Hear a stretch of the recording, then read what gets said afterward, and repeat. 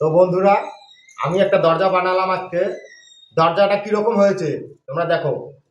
আর আমার কাজগুলো যদি ভালো লাগে অবশ্যই ভিডিওটা লাইক করবে আর আমার চ্যানেলটা সাবস্ক্রাইব করবে।